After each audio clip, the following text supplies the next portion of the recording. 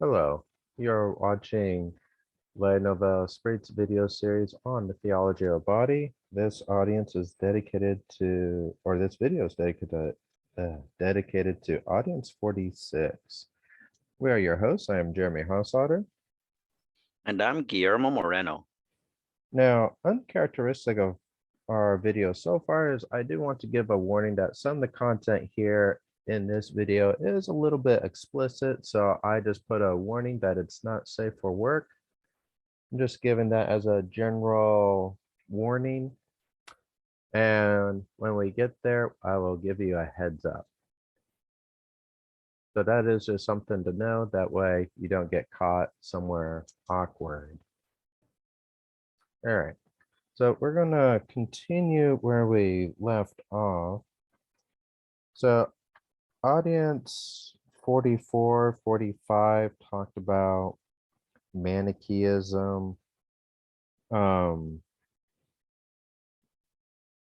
44 began the fourth section of the chapter that was titled The Heart Accused or Called. And so then audience 44 and 45 talked about whether the body is condemned, right? Because of this problem of concupiscence. And that's what the that's how the Manichaeans interpreted the Sermon on the Mount. And JPII ended audience 45 by stating that Manichaeism is an essential error.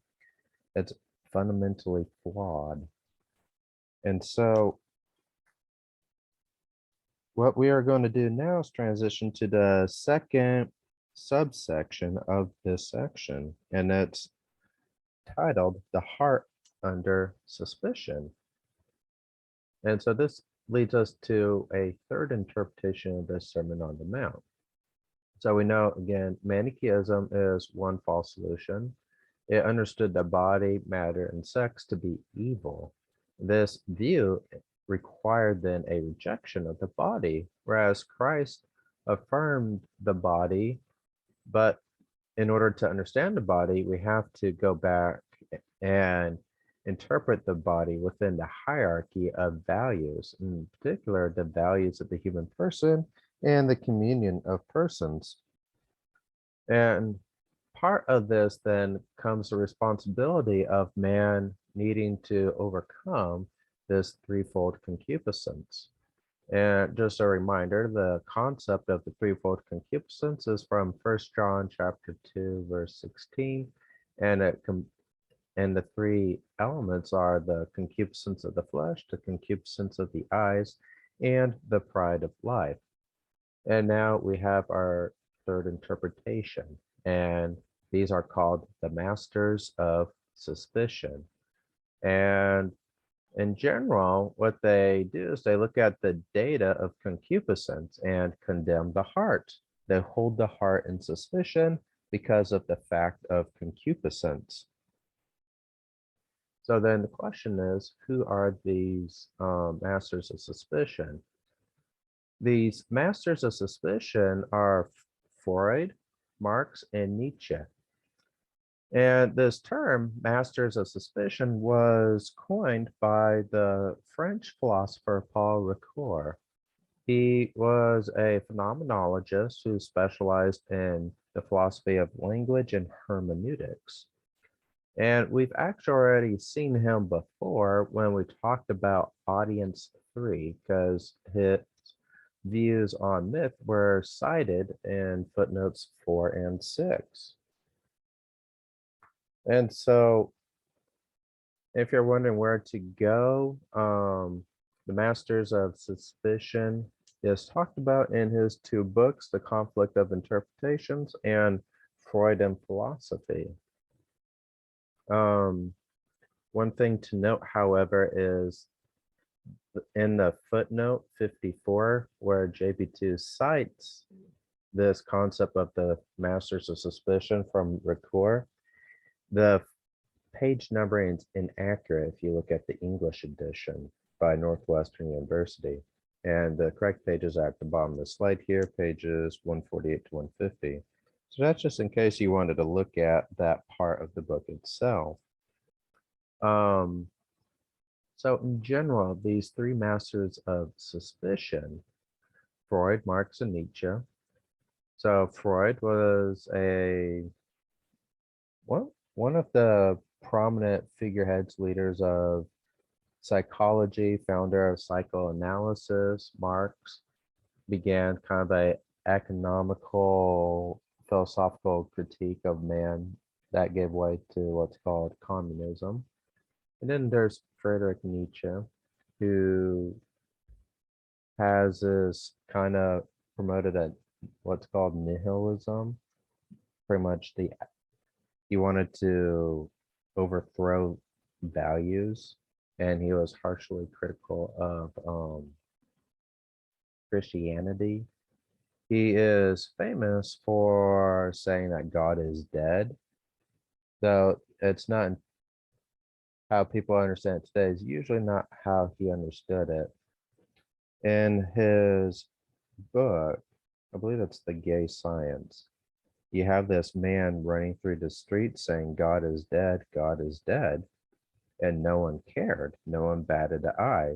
They just carried on with their daily lives, drinking their coffee, reading their newspapers, or today, just looking at your phones, drinking your Starbucks cappuccino or whatever. No one cared. No one batted an eye. And for Nietzsche, that was the problem itself, this lack of care, this indifference towards this fact that God is dead in society. So it's more of it's not like an existential, or it's not a metaphysical claim, but more of an existential point that Nietzsche was making there. Now, these three thinkers were revolutionary in that they doubted the content of consciousness itself. In their own ways, each of them doubted the content of consciousness itself. Consciousness then is not as it appears to itself. And because of this situation, you have to have a way to decipher the true contents of consciousness, since what is appearing in your consciousness is no longer to be, you're holding it in doubt now, so it's no longer trustworthy in itself. And so you have to have a principle, a hermeneutic, to decipher what are the authentic contents of consciousness. And these three masters of suspicion gave three different hermeneutics or deciphers. For Marx, this decipher was the liberation of the working class. For Nietzsche, this decipher was the will to power. And for Freud, the decipher was the sexual instinct and the destructive instinct. For more information about these masters of suspicion, I did write an article on the hermeneutic of suspicion in application to Vatican II, but a lot of the material is the same, and I outline Ricoeur's understanding in more detail, referencing both the conflict of interpretations and his Freudian philosophy. So if you want to check that out, get some more kind of background about this concept, just go to www.lenouvelesprit.com/Vatican II hermeneutics. There's a hyphen between Vatican, the double I's, and hermeneutics, and /hermeneutic -of-suspicion. Guillermo, do you have anything you'd like to add at this point? Yeah, I thought it was very eye-opening how in audience, section 2 of this audience, JP2 proceeds to connect which of these thinkers was guilty of which of the manifestations of concupiscence. So he points out, that so the right there. Nietzschean, holy. Yeah. Okay, Continue, great. Guillermo. All right. Yeah. So we, and if we have some background on these individuals, we see exactly why this particular one of the three concupiscences applies to them. Nietzsche's hermeneutic of the will to power falls into the pride of life. Marx's hermeneutic of liberation of the masses falls under the concupiscence of the eyes. And Freud's hermeneutic focusing on the sexual and destructive instincts falls under the concupiscence of the flesh. I want to say personally, out of these three, I'm least familiar with Nietzsche. And yeah, when it comes to, so I've heard that I've never read Marx either.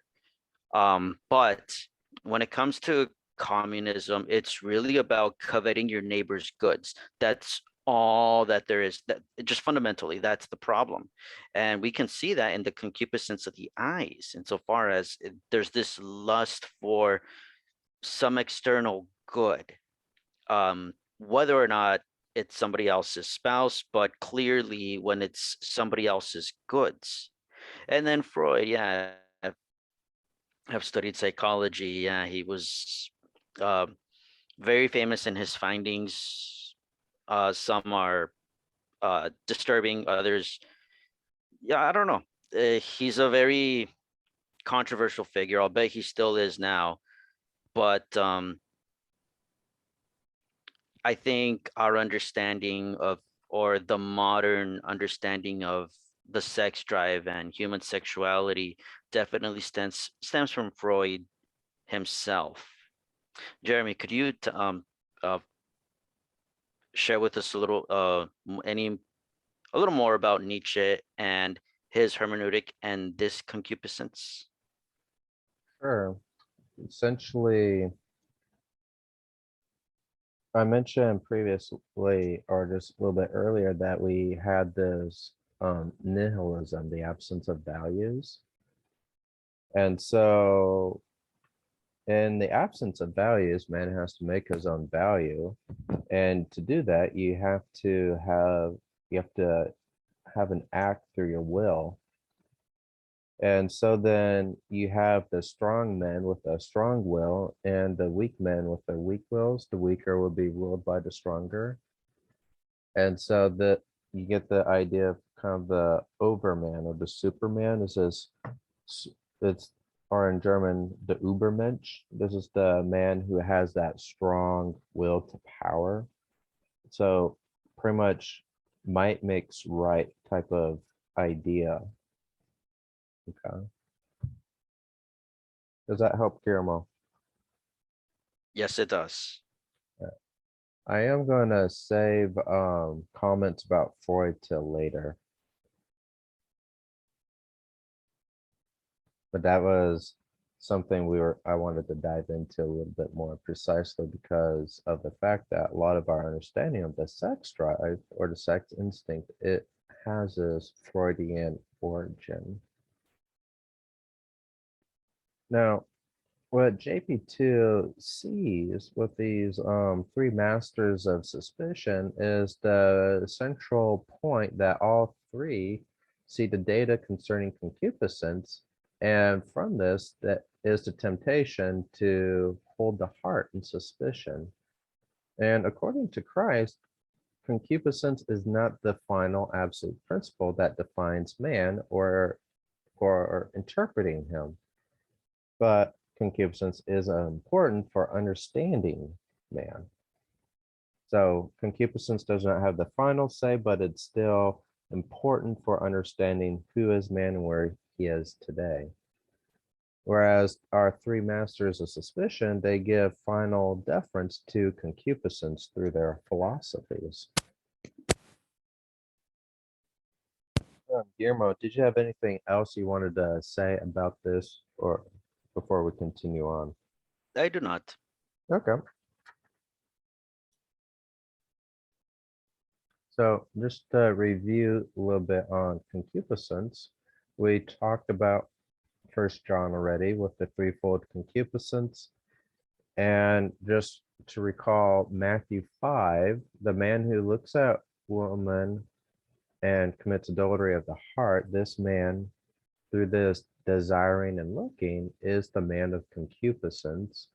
And when man looks with concupiscent desire, this and leaves at the mercy of the forces of nature, he cannot avoid the influence of the concupiscence of the flesh. So if man's looking at a woman desiriously and he's just not resisting at all, then yeah, that's going to cause problems, namely the concupiscence of flesh. How are you going to avoid it if you're not resisting it? And so we can point to now kind of the difference between of the New Testament ethos. So Christ's words on the Sermon on the Mount, there are not an accusation of the heart that leads to suspicion of it, but it is an accusation of the heart in that it is an appeal to the heart to live according to value and not concupiscence. The data of concupiscence means that you cannot stop at a mere accusation of the heart because of the fact of concupiscence and desire, and you cannot hold the heart and desire. And the reason for this is because the body and the heart are redeemed by Christ through his death and resurrection. And so the body will be resurrected. The body will be redeemed. The redemption of the body is the principle for why that suspicion is not the final say about the human heart. So because of this, then man has a duty to rediscover the spousal meaning of the body and to learn how to master himself in order to conquer concupiscence. And in doing so, man will rediscover the mystery of creation and God's original vision for him. And so we get this conclusion then that the Sermon on the Mount cannot be interpreted according to Manichaeism, Nietzsche, or Freud's concept of the libido. And the libido is this it's the sex drive, the sex instinct. Did you have anything you'd like to add, Guillermo? I don't. Okay. Would you like to read this quote then? Yep. Thank you.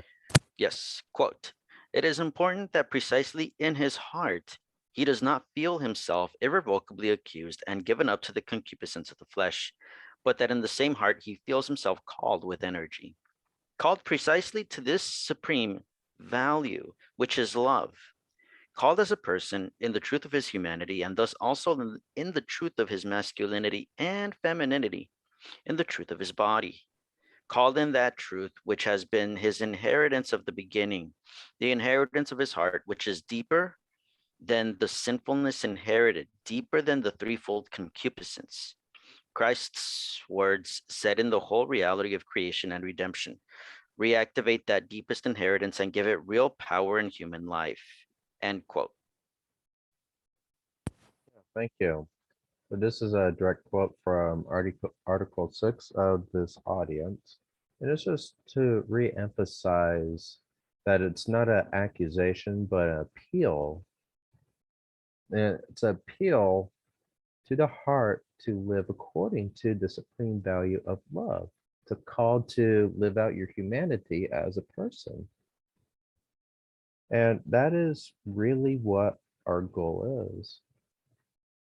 Our goal is to appeal to all of our listeners to precisely that.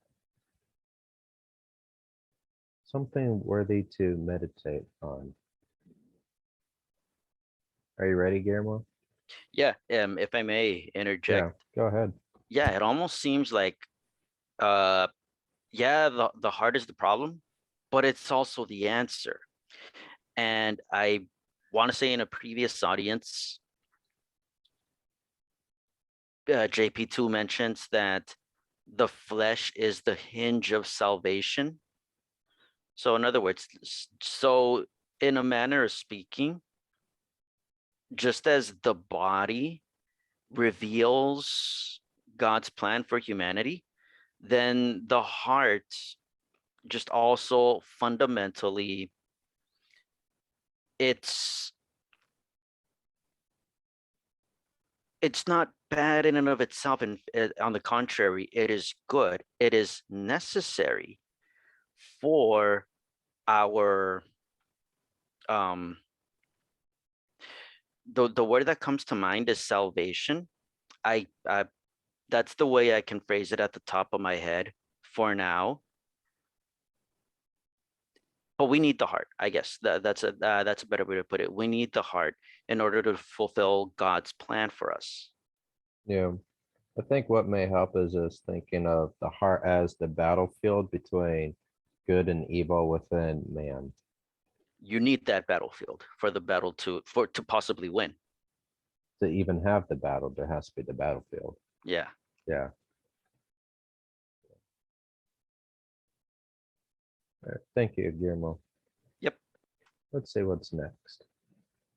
All right. I do want to give the not safe for work warning at this point because we're going to talk about Sigmund Freud for a moment and just kind of to understand just the emphasis he gave on sex a little bit. Okay. So as I mentioned already, he's the founder of psychoanalysis. Interestingly, he was a cocaine and tobacco addict, and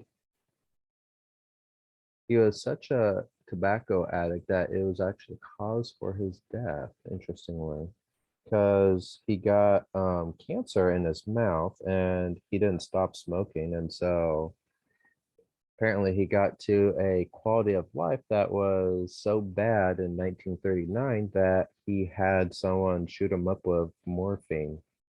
So he was an example of assisted suicide. So it's interesting, just some of the color to add to his life.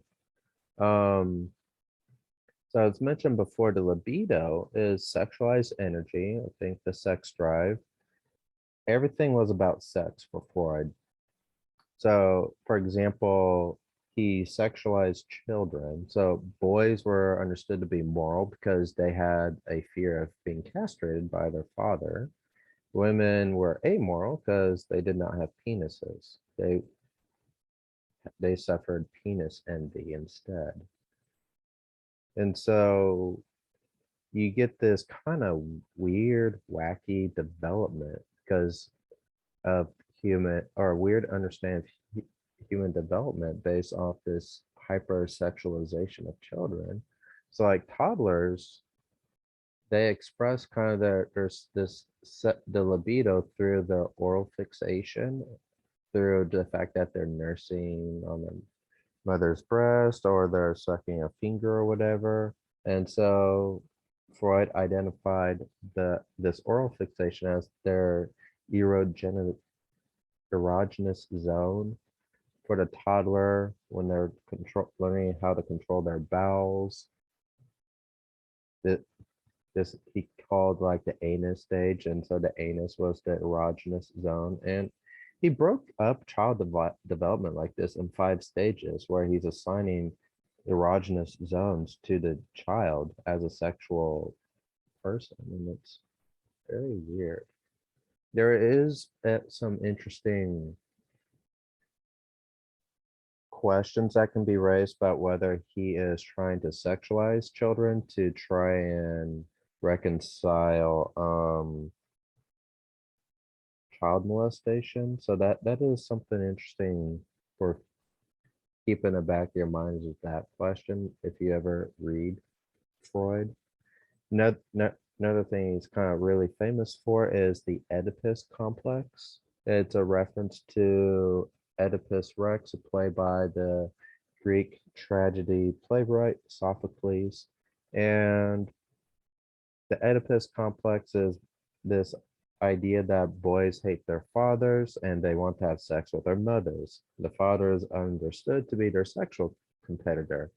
This is also why the boys have this fear of being castrated by their father. You just stop and think about that surface level. That is just weird and bizarre. Makes you really wonder what's going on in Freud's head to get somewhere where he believes these things and presents them as scientific theory.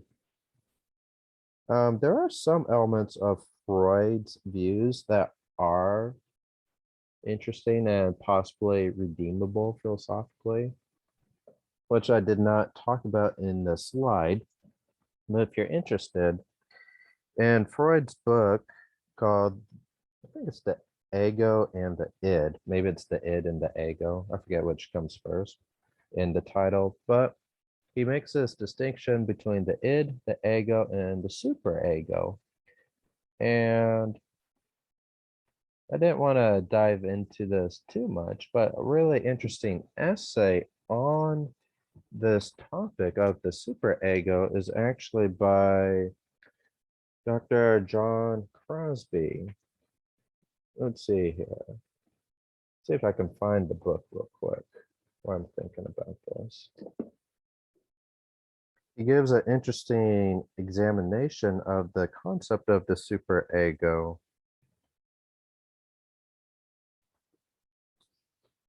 So if you wanted kind of a modern Catholic philosopher working within this personalist tradition, within the phenomenological tradition, this he is someone to look at. In fact, it is in Dr. Crosby's book, Personalist Papers, and it's chapter 4 on conscience and the superego. And that's an interesting paper. So something for a reference to think about if you want to dive into the Freudian rabbit hole. I would not recommend going too deep into it simply because he is flat out weird. He has a lot of weird views, and when you're exposed to a lot of weirdness, it can slowly mess with your mind. So that's just a word of note and caution.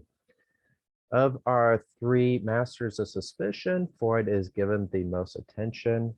Nietzsche and Marx are only referenced in this audience, whereas Freud is referenced several times. So Freud is a more serious problem and with Tiwa's mind than our other two thinkers when it comes to the theology of the body. So, Guillermo, did you have anything else you'd like to add about Freud? I do not. Okay. Did you have anything else you'd like to add before we end our video? No, I think that's a wrap. All right. Thank you for watching our video. If you have been enjoying our content, please like, share, comment, and subscribe to our social media. We are on a variety of platforms, including things like Facebook and YouTube. Also, if you have been enjoying our content, please consider making a financial donation, whether it's through PayPal or Patreon.